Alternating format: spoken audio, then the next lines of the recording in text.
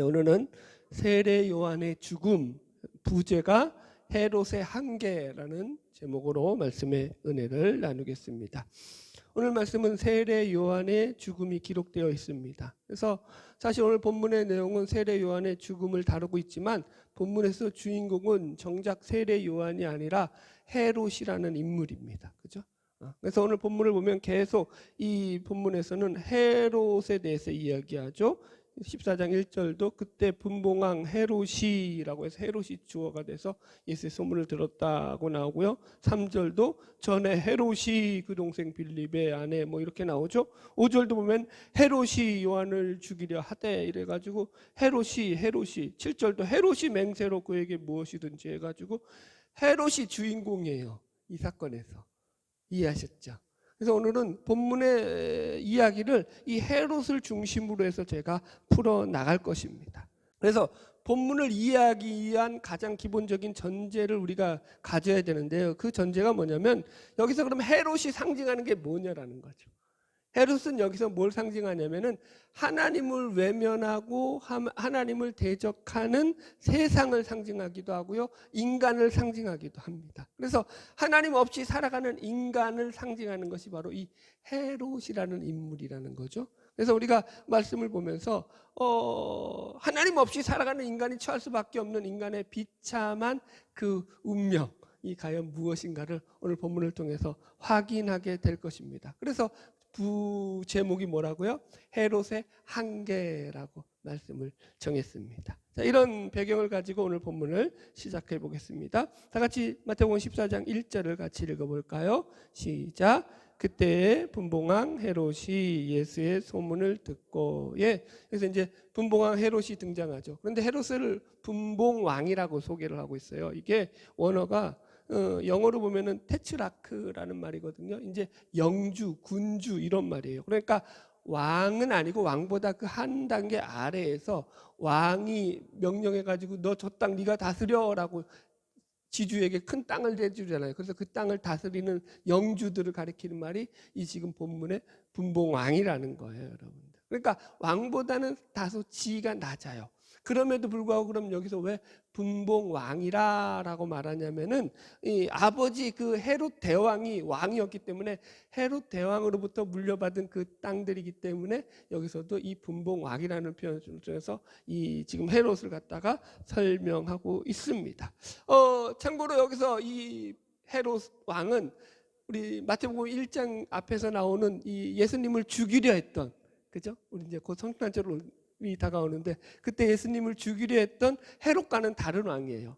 그 예수님을 마태복음 1장 2장에서 나오는 예수님을 죽이려 했던 그 헤롯 왕은요, 일명 헤롯 대왕이라고 해서 성경에 등장하는 모든 헤롯 왕가의 일대 선조가 바로 이 헤롯 대왕이에요.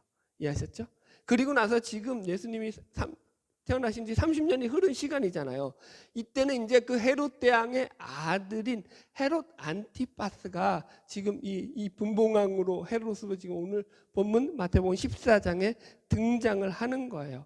잠깐 조금 더 보충을 해주자면은 헤롯 대왕이 죽고 나서 이 헤롯 대왕이 이 두 아들이 있어요. 아켈라오와 안티파스가 아들이 둘만 있다는 게 아니라 이 두 아들에게 이제 그 땅들을 이 이스라엘 땅을 반을 나눠 가지고 서로 나눠 가지게 한 거예요. 그래서 지금 이 오늘 본문에 등장하는 이 헤롯은 헤롯, 정확한 이름이 헤롯 안티파스라는 사람인데 이 사람이 이 지금 베레오와 갈릴리 지역의 이 지역을 맡아 가지고 지금 다스리고 있는 거예요. 분봉왕으로서.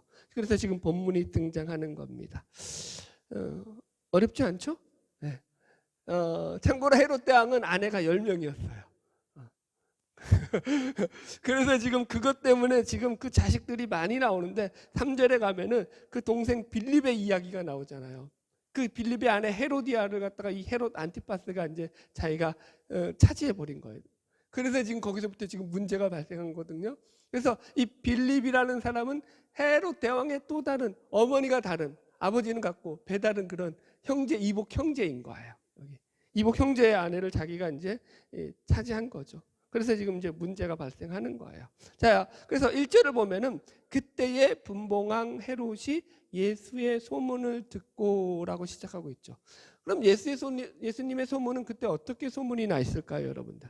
여러분, 그 당시 예수님은 온 갈릴리 지역을 다니면서 놀라운 기적과 능력을 행했을 뿐만 아니라 하나님 복음을 전파하면서 수많은 사람들이 그를 선지자, 이 사람이 엘리야가 아니냐 막 이러면서 이 사람을 엄청 높였단 말이에요. 그죠? 그러니까 예수의 소문이 아주 온 그 유대와 갈릴리 지역에 파다하게 소문이 나 있으니까 이 소문을 갖다가 헤로드 왕이 듣게 된 거죠. 그리고는 이제 어떻게 반응을 하는지 2절을 살펴봅시다. 시작.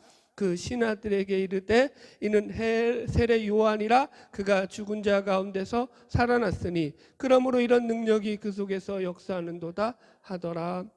워낙 능력이 많이 나타나니까 이 사람이 내가 죽인 세례 요한이 다시 살아난 거다라고 얘기를 하더라는 거예요. 세례 요한이 죽었다가 다시 살아나서 이렇게 큰 능력을 행하는 거야 라고 지금 이 헤롯이 생각을 했다라는 거죠. 보세요, 이게 사실은 정상적인 생각인가요? 비정상적인 생각인가요? 비정상적이죠. 일반적인 생각이라면 죽었던 사람이 다시 살아난다라는 말이 돼요, 안 돼요? 말이 안 되죠, 여러분들. 우리는 쉽게 생각하면 이런 거예요. 이렇게 생각했다는 거예요. 우리식으로 말하자면 세례 요한 귀신이 예수라는 사람한테 들러붙어서 이 세례 요한의 귀신이 그 역사하는 거야라고 지금 생각했다라는 거죠. 여러분, 그런데 이 생각을 했다는 것 자체가 바로 지금 아주 이 헤롯이 가지고 있는 그 문제점을 갖다가 지금 꼬집고 있는 거죠. 헤롯은 지금 세상의 권력을 다 가지고 있는 사람 중에 한 명입니다. 그럼에도 불구하고 지금 그가 하는 말이 뭐예요? 이 사람이 죽었다가 살아났다라고, 그래서 그가 이제 자기를 두렵게 만들 거다라고 생각하고 있는 거죠. 공포감에 이 말을 하고 있는 거죠. 헤롯은요, 그러면 헤롯이 이렇게 물어볼게요. 헤롯이 만약에 죽은 사람이 살아나는 것을 그러면 정작 믿었을까요? 안 믿었을까요? 안 믿었겠죠. 사람의 부활을 믿었을까요? 안 믿었을까요? 안 믿었어요. 믿었으면 그렇게 악행을 못하죠. 그죠? 안 믿었으니까 그렇게 악하게 살았던 거죠. 그냥 지금 헤롯은 자기가 갖고 있는 그 공포심과 두려움 가운데서 자기가 죽였던 이 세례 요한이 다시 살아나서 자신을 해코지하지 않을까라는 그 공포감 가운데서 마음속에서 부지불식간에 하는 말이 이 말이라는 거죠. 근데 이 말 속에 사실은 놀라운 진리 하나가 담겨져 있죠. 그게 뭐죠? 인간은 죽음이 끝이 아니다라는 거죠. 그리고 인간에게는 부활이 기다리고 있다라는 거죠. 그래서 여기 이 본문의 이전의 말씀은 첫 번째 우리가 다룰 주제인 부활의 역설적인 진리가 담겨져 있죠. 그렇다고 죽었다가 이 땅에서 다시 살아난다 이 얘기는 아니에요, 여러분들. 오해하시면 안 돼요. 성경은 한 번 죽은 것은 사람에게 정하신 일이요, 그 후에는 하나님의 심판이 있다고 우리에게 말씀하고 있죠. 예수님께서도 인간은 죽음으로 끝나는 것이 아니야 라고 늘 말씀하셨죠. 그래서 예수님이 죽었다가 다시 살아나심으로 말미암아 3일 만에 부활하심으로 말미암아 인간의 부활이 있음을 증명해 보이셨죠. 500명의 그 모습을 보이셨죠. 그래서 그 나라는 여러분들, 우리가 죽고 나서 다시 부활하여서 들어갈 나라가 있는데 그 영원한 나라에는요, 우리가 상급과 복락을 누리는 천국의 나라가 있고요, 또 한편으로는 그죠, 영원한 저주와 형벌이 기다리고 있는 지옥이라는 나라가 있다라는 거죠. 이게 이제 우리 성경에서 우리에게 알려주고 있는 정보들입니다. 여러분, 저는 여러분들에게 지옥의 두렵고 무시무시한 이야기를 전함으로 해서 여러분들에게 공포심을 심어주어서 예수를 믿어야 합니다 라고 말할 생각은 1도 없습니다. 그건 뭐 바람직할 생각도 아니고 그렇게 강제적으로 여러분들에게 믿으라고 해서 믿을 여러분들이 아니라는 걸 저는 누구보다 잘 알고 있기 때문입니다. 그렇게 어리석은 방법으로 복음을 전하진 않을 겁니다. 여러분, 정말로 여러분들이 이 문제에 관심이 있으시다면 성경을 좀 더 진지하게 읽어보시기를 저는 여러분들에게 권면드리고 싶습니다. 여러분, 지금 헤롯의 역설은요, 하나님을 믿지 않고 살아가는 모든 사람들 속에서도 존재하는 그런 역설이기도 합니다. 제가 전도를 하다 보면 가끔 사람들로부터 이런 말을 들을 때가 있어요. 아니, 그래, 당신은 천국에 가봤어? 죽어봤어? 너가 천국을 구경해 봤어? 가보지도 않는 그런 곳이 있다고 어떻게 확신할 수 있어? 죽어봐야 아는 거 아니냐? 이렇게 얘기를 하죠, 여러분들. 천국이나 지옥이라는 것은 우리가 이 땅에 있을 동안에 착하게 살기 위해서 사람들이 만들어낸 이야기지 실제 하는 이야기는 아니야 라고 말들을 합니다.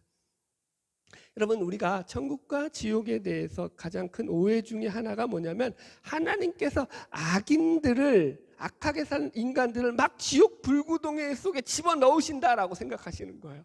그래서 그 두려움 때문에 나는 착하게 살아야 돼, 도덕성을 가지고 그렇게 생각을 하죠. 물론 전혀 틀린 말은 아닙니다만 그러나 그건 아주 잘못된 이해 중에 하나예요, 여러분들. 그래서 아니 100년도 못한, 이렇게 질문한 사람들이 많죠. 아니 100년도 못 사는 이 인간들이 이 땅에서 죄를 지으면 얼마나 죄를 짓는다고 어떻게 영원한 불구덩이 가운데 집어넣어서 인간이 그렇게 영원한 고통을 당하게 할 수 있단 말인가? 그런 저주와 공포의 신 따위는 나는 믿을 수 없어 라고 이야기를 하죠. 그런 지옥을 만든 신을 어떻게 우리가 용납할 수 있고 어떻게 우리가 그런 신을 믿어야 하느냐라고 이야기를 합니다. 여러분들이 이것은 지옥에 대한 큰 오해를 갖고 있기 때문이에요. 지옥은 그런 곳이 아닙니다. 엄밀하게 말하면 지옥은 하나님을 싫어하는 사람들, 하나님에 대해서 무관심한 사람들이 하나님과의 교제를 떠나서 하나님 없이 영원히 살아가는 곳이 바로 지옥입니다. 하나님께서 강제로 잡아다가 그곳에 막 끄집어 넣어가지고 넌 여기서 살아야 돼 라고 해서 들어가는 곳이 지옥이 아니더라는 거죠. 제가 이제 몇 가지 얘기해 드릴게요. 존 밀턴의 신라권이라는 책을 보면은 이런 구절이 나와요. 사탄의 이제 지옥에서 하는 대사 가운데 이런 대사가 나옵니다. 여기서는 내가 안심하고 다스릴 수 있으니 내 처지에서는 지옥이라도 다스리는 것이 바람직한 일이지.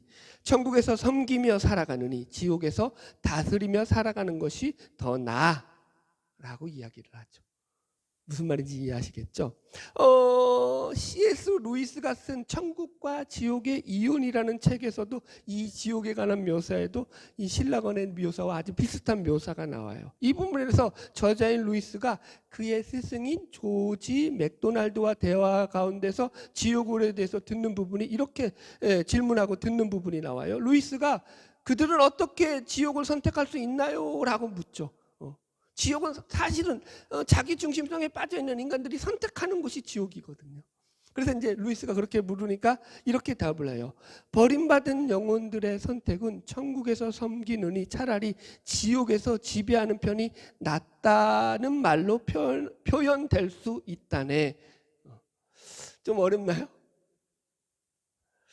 보세요. 간단하게 설명드리자면 지옥은 근본적으로 하나님이 모든 것의 신이고 모든 것을 다스리는 분이라고 여기는 게 아니고 내가 모든 것을 다스리는 신이라고 여기는 사람, 내가 곧 신인 사람들, 내가 곧 주인인 사람들이 가서 살아가는 곳이 지옥이죠. 그래서 천국과 지옥의 이혼에 보면은 수많은 사람들 사람들이 이제 중간 지대에 있죠. 그래서 그 사람들을 천국으로 데려가기 위해서 견고한 영이라고 하는 그런 존재들이 천국에서 내려와서 그들을 데려가려고 아무리 설득하고 그들의 지인들이죠.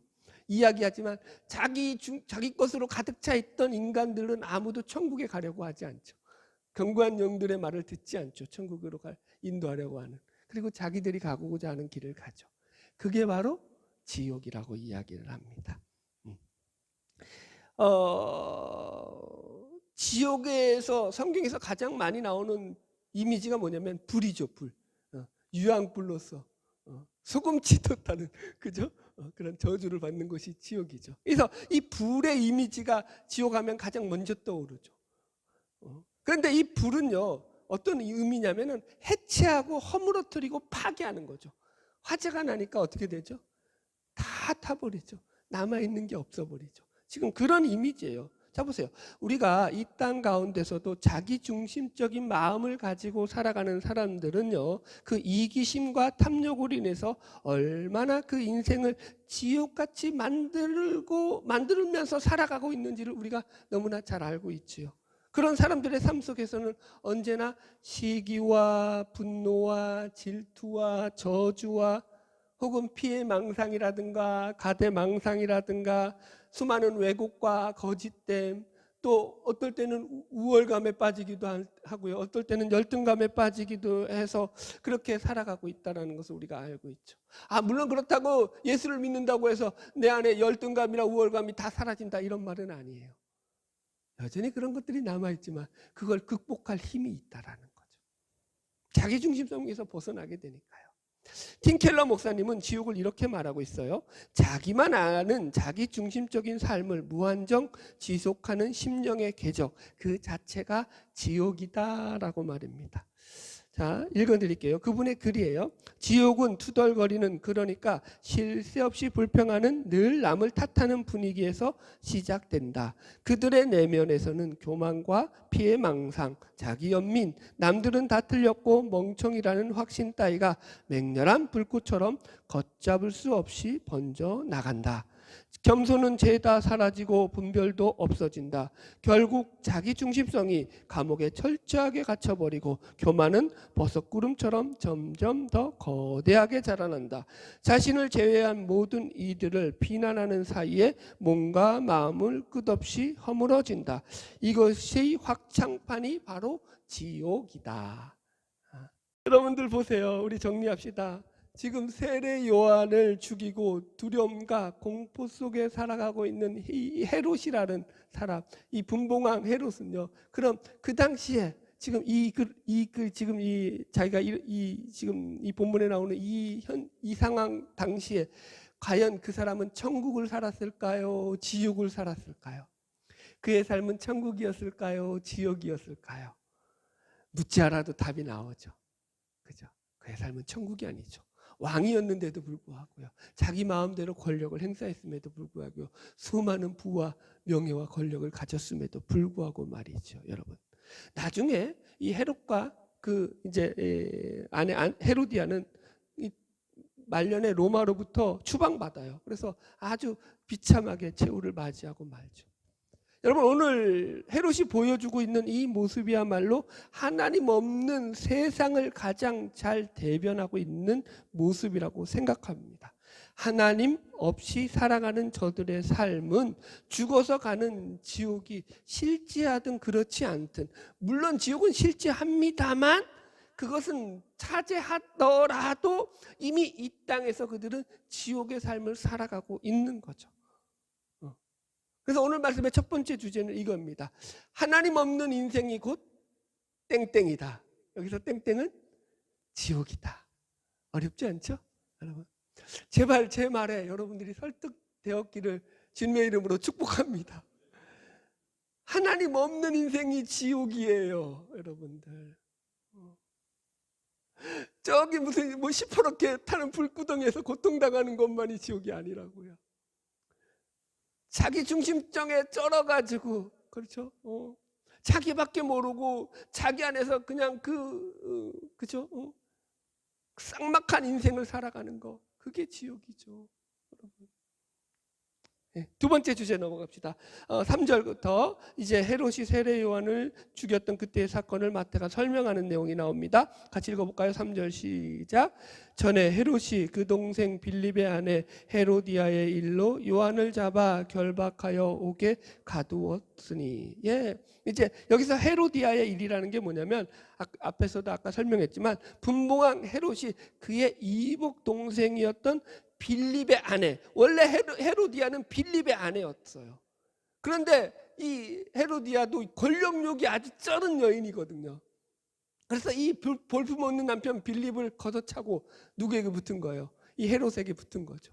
이 헤롯도 마찬가지죠. 자기 아내를 걷어차고 이 헤로디아와 결혼을 해가지고 이제 그렇게. 그런데 심지어 그 딸까지 있었어요. 여기 본문에 보면 살로메라고 나오죠. 헤로디아는 자기 딸까지 있는데 다 큰 이 딸까지 다 데리고 와서 이 헤롯과 새로 결혼을 하게 된 거죠. 그래서 이 제약에 대해서 세례 요한이 지적을 했고, 그래서 감옥에 갇혀 있다가 이것을 갖고 자꾸 이제 이야기하고 나니까 헤로디아가 그걸 아주 안 좋게 생각하죠. 그리고 나서 이제 그래서 이 기회가 돼서 지금 헤롯이 세례 요한을 죽이는 일이 나오는 거죠. 자, 우리 4절 읽어봅시다. 같이 읽을게요. 시작. 이는 요한이 헤롯에게 말하되 당신이 그 여자를 차지한 것이 옳지 않다 하였습니다. 아멘. 자, 여러분들은 어떻게 생각하세요? 물론 서로 이혼하고 서로 다른 남자 여자를 만나서 같이 사는 거에 대해서는 저는 그건 잘못됐다고 생각하지 않아요. 얼마든지 그럴 수 있죠. 이혼하고 다시 재혼하는 게 뭐 죄인가요? 그럴 수 있어요, 없어요? 그럼 여기서 지금 세례 요한은 왜 그것이 옳지 않다라고 얘기하죠? 같은 가족들이었죠. 이복 형제의 아내를 뺏은 거죠. 그래서 세례 요한이 옳지 않다라고 말하다라고 할 때 이 말하다는 원어가 뭐냐면 미완료 시제예요. 그러니까 세례 요한이 이걸 한 번만 말한 게 아니라 계속해서 그냥 짜증날 정도로 헤롯이 듣게 이 이야기를 했다라는 거예요. 그러니까 공공연한 이 세례 요한의 책망에 대해서, 그러니까 지금 이 헤롯이 아주 불쾌하게 생각했죠. 자기의 치부를 드러내는 이야기를 하는데 누가 좋아하겠습니까? 그죠? 자, 이제 5절 넘어갑시다. 시작. 헤롯이 요한을 죽이려 하되 무리가 그를 선지자로 여김으로 그들을 두려워하더니. 그래서 헤롯이 세례 요한을 처음에 죽이려고 했지만 두려워서 못 죽였대요. 사람들이 무서워서. 그죠? 네. 그래서 백성들이 요한을 선지자로 인정한 것도 그렇고, 실제로 자기가 잘못한 일도 그렇고, 이것을 지적하는 세례 요한이 사실은 틀리지 않았잖아요. 인간에게는 뭐가 있죠? 양심이라는 게 있죠. 그 양심은 하나님이 주신 거죠, 그것도. 그래서 그건 어떤 감각 기능이 있죠? 자신이 옳은지 그른지를 판단할 수 있는 그런 감각 기능을 주죠. 그래요, 안 그래요? 여러분, 사회마다 틀리죠. 어떤 사회는, 어떤 나라는 이 일부 일처제가 정착된 나라가 있고요. 저기 다른 인도나 어디 그런 데를 보면은 일부 다처제죠. 물론 잘못됐다라고 말할 수 있죠. 일부 일처제가 우리는 더 바람직하다라고 얘기를 하죠. 그러나 일부 다처제가 완전히 틀렸다라고 얘기할 수는 없죠. 그들의 관습 가운데 그들의 문화가 있는 거니까. 그죠? 그런데 양심을 비춰보면은, 보세요. 양심의 법을 비춰보면 어떤 마음이 생기죠? 그렇다고 아무 여자나 막 관계 맺으면서 마음대로 살아도 돼라고 생각하나요? 인간들이? 인간의 역사, 인류 역사상 그랬던 적은 없죠. 그건 잘못된 일이야, 도덕적이지 않는 일이야 라고 생각을 하죠. 어렵나요? 여러분들 벌써 이제 반은 졸고 있어. 넘어갑시다. 괜히 기뻐 들어가면 안 되니까. 자, 보세요. 그래서 지금 이 양심이 찔렸던 거죠, 이 헤롯도. 그래서 이제 세례 요한을 죽이지 못하고 있어요. 동일한 본문을 다루고 있는 마가복음에는 이 내용이 좀 더 자세히 나와요. 자, 본문에 책갈피를 이렇게 끼워놓고 마가복음 6장으로 넘어가 볼게요. 마가복음 6장 19절입니다. 마가복음 6장 19절로 20절 시작. 헤로디아가 요한을 원수로 여겨 죽이고자 하였을 때 하지 못한 것은 헤롯이 요한을 의롭고 거룩한 사람으로 알고 두려워하여 보호하며 또 그의 말을 들을 때 크게 번민하면서도 달갑게 들음이니라. 이게 좀 더 정확하게 표현되어 있죠. 헤로디아는, 여러분, 헤롯의 아내 헤로디아는요, 아까도 얘기했지만 권력욕에 사로잡힌 여인이에요. 그래서 남편 헤롯을 시켜서 자꾸 죽이려고 했죠. 자기들을 비난하는 이 세례 요한, 저놈을 한시반이라도 죽여야 돼, 저놈을 죽이지 않는 한 나는 두 다리 뻗고 잘 수 없어, 이런 생각을 했죠. 이런 거 보면은 여자가 더 악해요. 불만 없죠? 여기에 대해서는. 자, 웃자는 얘기였어요. 이것도 진지하게 듣고 우리 목사님이 남녀 차별한다 이러면 안 돼요. 하여튼 그런 거죠. 그런데 왜 못 죽이냐면 20절에 보면은 사람들을 두려워한 것도 있지만 그보다는 더 헤롯이 요한을 의롭고 거룩한 사람으로 알고 두려워하여 보호했다라고 나오죠. 그죠? 그러면서도 그의 말을 들을 때 크게 번민하면서도 달갑게 들었다. 제가 아까도 얘기했잖아요. 양심이라는 게 있어서 사람은 그 소리가 싫은 소림에도 불구하고 달갑게 들을 때가 있죠. 번민하면서도. 그 말을 들을 때는 맞아, 그 말이 맞아, 그렇게 살아야 돼라고 생각을 했다는 거죠. 그럼에도 불구하고 그의 삶이 그렇게 살았다는 거예요? 못 살았다는 거예요? 못 살았죠. 거기로부터 오는 인간의 이중성이 나오죠. 인간의 문제가 나오죠. 인간의 한계가 나오죠. 여러분들, 이게 오늘 두 번째 주제죠. 인간의 한계가 뭐라고요? 인간의 이중성이 갖고 있다는 거죠. 모든 인간이 이 해롭과 같은 이중성이 있죠. 이런 거죠. 여러분들 보세요. 인간의 마음속에는 선과 악이 공존하고 있죠. 그죠? 다 선하지도 않고요, 다 악하지도 않아요. 하나님 없이 살아가는 사람들의 삶이라고 해서 그들이 다 악한 생각을 하고 사는 사람이다, 이렇게 생각하면 그건 멍청이죠. 그렇지 않죠. 오히려 하나님을 믿지 않는 사람들은 더 도덕적으로 바르게 살려고 더 열심히 살아요. 오히려 예수님을 믿는 사람들보다 제가 볼 땐 더 착하게 살려고 더 노력을 하는 것 같아요. 우리들은 좀 분발을 할 필요가 있습니다. 보세요, 여러분들, 여전히 하나님을 믿지 않아도 모든 인간은 그의 삶에서 선한 삶을 사는 것이 옳은 삶이야 라는 생각을 가지고 도덕적인 삶을 살려고 생각한다고요. 그리고 그런 삶을 살려고 노력하죠. 그러나 거기에는 아주 큰 결함이 있죠. 무슨 결함이죠?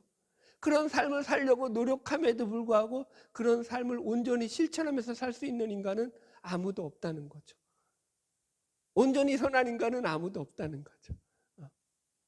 늘 우리는 우리 안에서, 여러분들, 우리 모습 속에서 제 모습을 발견하나요? 안 발견하나요? 제가 고발하지 않아도 스스로 더 잘 알죠. 자신의 그 죄됨을, 그죠? 그런 우리의 그 약점이 있죠. 결함들이 있죠. 그리고 또 하나의 결함은 뭐냐면, 그래서 우리가 온전히 우리의 선함을 실천하고 그렇게 열심히 살았다고 한들 그 삶으로부터 진정한 평안과 안식이 없다는 거예요. 그게 인간의 문제죠. 그것이 하나님을 떠난 인간의 문제죠. 왜 그럴까요? 하나님이 없는 인생 속에서는요, 완전한 만족이 없기 때문인 겁니다. 그건 제가 오늘 주제가 아니니까 다음에 시간 되면 얘기하고요. 제가 성 어거스틴에 대한 이야기를 좀 해드릴게요. 지난주에 제가 성 어거스틴에 대한 글을 좀 읽었습니다. 이제 이 젊은 시절에 방탕한 삶을 살았던 이 어거스틴은요, 기독교의 아주 위대한 성자 중에 한 명이잖아요. 근데 이 어거스틴이 젊을 때는 아주 방탕한 삶을 살았다고요. 18세에 애를 낳았죠. 말 다 했죠. 뭐. 그런데 이제 그가 밀라노에 가게 되면서 거기서 암브로시우스라고 하는 밀라노 교회의 감독을 만나게 되면서 그 인생의 새로운 전환점을 맞게 됩니다. 그래서 암브로시우스의 설교를 듣게 되면서 자신의 죄를 깊이 회개하고 그의 고백록에 보면은 침대가 다 눈물로 적셔서 침대가 떠다닐 정도로 그렇게 회개하고 울었다라고 얘기를 하고 있죠. 여러분들이 제 설교를 듣고 그랬으면 좋겠어요. 저는 그걸 기대하고 여러분들에게 하나님의 말씀을 전하죠. 그래, 정말 하나님이란 존재가 있는 것 같아. 저 젊은 목사의 얘기를 들으면 뭔가 하나님이란 존재가 있어서 나의 심령을 울리는 것 같아. 그런 소망을 가지고 저는 여러분들에게 하나님의 복음을 전하죠. 여튼 그래서 그렇게 회개했는데, 그래서 어거스틴은 그동안에 자기가 따랐던 마니교를 버리게 됩니다. 그리고 기독교를 개종하고는 자기의 어머니와 자기의 가족들을 밀라노로 불러서 신앙 공동체 생활을 하면서 신앙의 많은 발전을 이루죠. 그러나 그럼에도 불구하고 여전히 인간의 한계가 남아 있었어요. 뭐냐면 여자 문제였죠. 어머니 모니카는요, 결혼도 하지 않는 채 여자와 계속 동거를 하는 것은 하나님께 큰 죄를 짓는 것이다 라고 이 어거스틴을 설득했고, 그래서 이 어거스틴은 자기와 동거하던 여자를 내보냈지만 그것으로 끝이 난 게 아니라 결국 어거스틴이 깨달은 게 뭐냐면, 여자를 내보내고 난 뒤에 나는 여자 없이 못 사는 인간이야를 깨닫죠. 그리고는 또 다른 여자를 만나서 또 그런 생활을 하게 됩니다, 여러분들. 그러니까 어거스틴은 이것이 하나님 앞에서 매우 부끄러운 일이었음을 알면서도 이 생활을 전체로 끊어낼 수 없었다라는 거죠. 이게 죄의 본질이죠. 여기서부터 이제 갈등이 시작하는 거예요. 인간이 뭔지를 알아가는 거죠. 죄에 대한 고통으로 번민으로 오랫동안 갈등하고 번민하면서 어거스틴은 자기가 얼마나 큰 죄인인지를 깨닫게 알게 되고, 그런 죄인을 위해서 자기를 위해서 죽으신 그 예수 그리스도의 은혜가 얼마나 큰지도 깨닫게 되죠. 그러면서 여기 속에서 진정한 회심이 일어나죠. 이해하시겠어요? 네. 3분의 1은 이해하고 3분의 2는 그냥 무덤덤하네요. 여러분들이 하나님을 깊이 만나셔야 돼요. 하나님과 가까워지셔야 돼요. 하나님을 떠난 삶은 그 속에 허망한 것밖에 없어요. 제가 여러분들에게 정말 바라는 것은 여러분들이 하나님과 가까워지기를 바라는 거예요. 그래야 할 때 여러분들의 죄의 문제를 해결받을 수 있죠. 인간의 노력으로는 된다, 안 된다? 안 된다. 지금 어거스틴의 예를 들은 거죠. 하나님을 만나고 그분의 은혜가 내 안에 들어올 때야 내가 그 죄를 극복하게 되죠. 어저께도 어느 목사님 설교를 듣는데 이런 얘기를 해요. 이분은 한 성도님에 대해서 얘기를 하는데, 이분은 자기가 전도를 해야지만 그래서 영혼을 구원받고 그렇게 하나님의 복을 누리며 살아갈 수 있다라고 믿었어요. 그래서 열심히 전도를 했대요. 그런데 그건 늘 부담이었죠. 책임감이었죠. 나는 예수를 믿으니까 전도해야 돼 라고 생각했죠. 그래서 전도를 하는데 그게 늘 부담이었고 힘듦이었어요. 그런데 복음적 목사님을 만났어요. 그 목사님이 그렇게 설교를 하시더랍니다. 여러분, 전도하지 마세요. 전도는 책임도 아니고 의무도 아닙니다. 하나님께서 여러분에게 주신 기쁨입니다. 전도하지 말라고 가르치죠. 오히려 여러분들은 전도하는 대신에 하나님을 만나십시오. 하나님을 기뻐하십시오. 하나님으로 즐거워하십시오 라고 설교를 했죠. 그것이 먼저입니다라고 얘기했죠. 그리고 나서 나중에 이제 그 목사님에게 전화가 왔어요. 아는 목사님이, 자네 교회에 이런 성도분 계시지 않나? 예, 그런데요. 무슨 일이세요? 그러니까 자네 그 성도가 어떻게 생활하는지 아나? 요새 잘 모르는데요. 요새 미친 듯이 전도하고 다닌다네. 그러더라는 거예요. 전도하지 말라고 했는데 오히려 더 미친 듯이 전도를 하고 다닌대요. 매일매일. 왜 그랬죠? 그 안에 하나님의 사랑이 들어가니까. 전도하라는 얘기예요? 말라는 얘기예요? 이분들이 지금 감을 못 잡네. 전도하라고요. 나는 그 목사님 같이 복음적으로 고상하지 못해요. 여러분, 본질은 그거죠. 예수의 사랑이 내 안에 들어와야죠. 억지로 시켜서 되는 게 아니죠. 왜 자유의지죠? 왜 의지에 자유가 들어가죠? 하나님이 강제하지 않는다는 의미죠. 할렐루야. 예, 진도 나갑시다. 6절로 7절. 다시 이제 원문으로 돌아갑시다. 마태복음 14장 6절로 7절. 예, 좀 빨리빨리 진행할게요. 6절 7절 시작. 마침 헤롯의 생일이 되어 헤로디아의 딸이 연석 가운데서 춤을 추어 헤롯을 기쁘게 하니 헤롯이 맹세로 그에게 무엇이든지 달라는 대로 주겠다고 약속하거늘. 예, 지금 그래서 이제 연회성상에서 이제 이 살로메가 춤을 추게 되는 그런 내용이 나오거든요. 사실은 그런데 이것도 왕족이 이 연회석상에서 춤을 춘다는 것은 아주 불가능한 일이에요. 그럼에도 지금 헤로디아와 이 살로메가 이 작전을 꾸며서 춤을 추게 했다라는 것은 뭐예요? 여기에 이제 이 두 여자들의 작전이 들어갔다라는 얘기죠. 자, 8절 9절 읽읍시다. 시작. 그가 제 어머니의 시킴을 듣고 이르되 세례 요한의 머리를 소반에 얹어 여기서 내게 주소서 하니 왕이 근심하나 자기가 맹세한 것과 그 함께 앉은 사람들 때문에 주라 명하고. 그래서 연애 탐색했던 사람들에게 이 헤롯이 그 춤추는 걸 보고, 딸의 춤을 보고 너무 좋아가지고 네가 뭐든지 소원하는 대로 내가 들어주마, 얘기해봐라 라고 하지 말아야 될 얘기를 했죠. 감정에 치우쳐서. 늘 여러분들 조심하세요.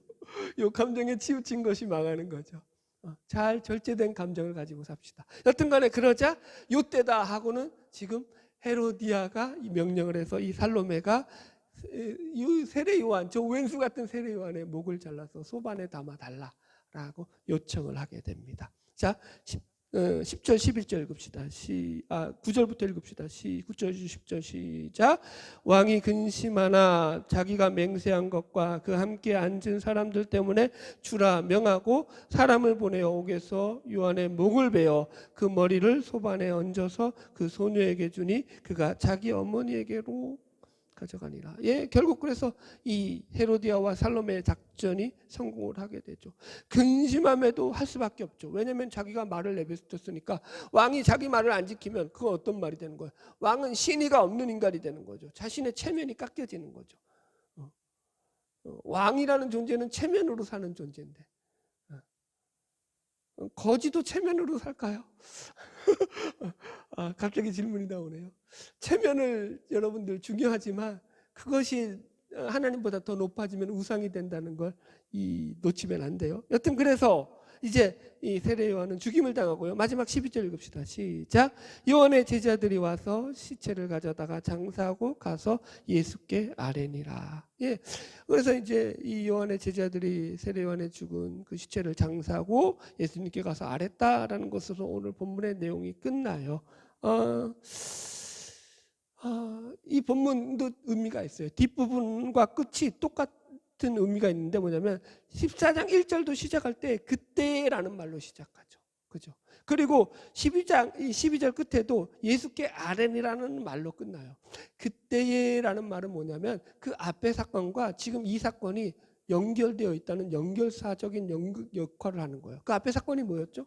예수님께서 고향에서 배척을 당하신 사건이죠. 배척을 당하고 난 뒤에 지금 이 사건이 이루어졌다라고 마태가 얘기하는 거예요. 그때 이해하셨죠?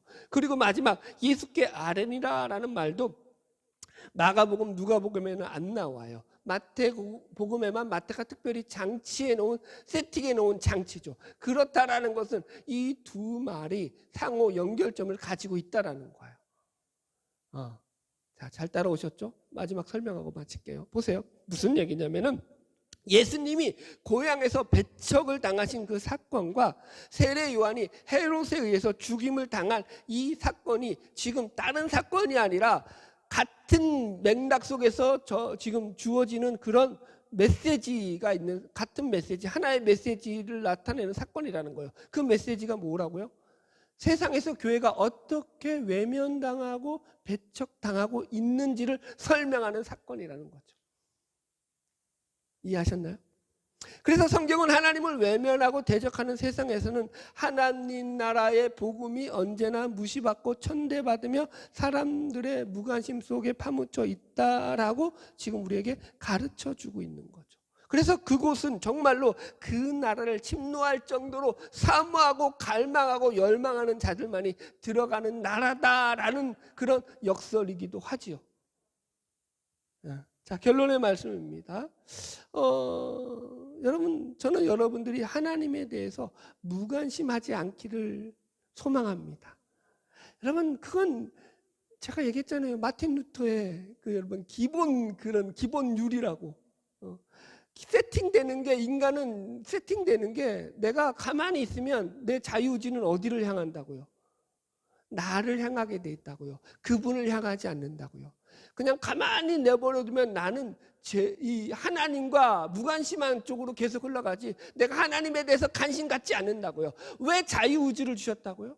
인간에게 자유의지를 주셔서 그것으로 죄를 짓고 악을 행할 수 있음에도 불구하고 자유의지를 주신 이유는 그 자유의지를 가지고 하나님을 사랑하게 하기 위해서 자유의지를 주셨다고요.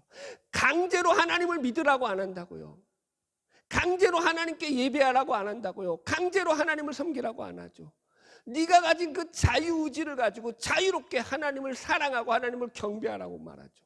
그것이 진정한 하나님과의 교제죠. 그러므로 여러분들은 여러분들이 가진 자유의지를 가지고 의지적으로 하나님을 갈망하셔야 돼요. 의지적으로 하나님을 사랑하셔야 돼요. 하나님을 알려고 하셔야 돼요. 그러지 않는 한 갑자기 어느 날 걸어가는데 하나님이 훅 들어와가지고 나는 하나님에 대해서 너무 잘 알아요. 하나님이 나를 기쁨을 주셨어요. 이런 법은 없어요. 이해하시겠어요? 이제 말씀을 정리합시다. 오늘 우리는 헤롯이 세례 요한을 죽이는 내용을 말씀을 통해서 다루었습니다. 여러분, 오늘 헤롯이 요한을 죽일 수밖에 없었던 이유가 뭐라고요? 이 헤롯은 분봉 왕이었음에도 불구하고 요한을 살릴 능력이 그에게 있었다 없었다? 없었다라는 거예요. 겉보기에는 그가 모든 권력을 가진 것 같지만 문질의 본질을 보면 하나님을 떠난 인간들이 겪게 되는 죄된 모습의 결과밖에 안 나오죠. 그 인간의 모습은요, 서로가 서로에게 상처를 주고 죽이는 일밖에 못하죠. 서로를 살릴 수가 없죠. 하나님을 떠나고 난 뒤 모든 인간은 그 삶 속에서 자유로울 수가 없는 거죠. 그래서 헤롯처럼 요한을 죽이면 자기에게 화가 임할 것을 알면서도, 두려워하면서도 그것을 지켜낼 힘이 있다 없다? 없더라라는 게 오늘 본문이 주는 결론이죠. 다시 한번 권면드립니다. 하나님을 깊이 알아가시길 바랍니다. 하나님께로 돌아오시길 바랍니다. 하나님을 깊이 만나시길 바랍니다. 하나님께로 나와 그분과 교제를 나누시길 바랍니다. 그래서 정말로 그분이 저와 여러분의 인생을 통해서 그 우리에게 바라시는 그 놀라운 일들을 우리의 삶 속에서 이루어가면서 하나님께 영광 돌리는 복된 삶을 살아가는 저와 여러분의 되기를 주님의 이름으로 축복합니다. 할렐루야. 찬양하겠습니다. 복음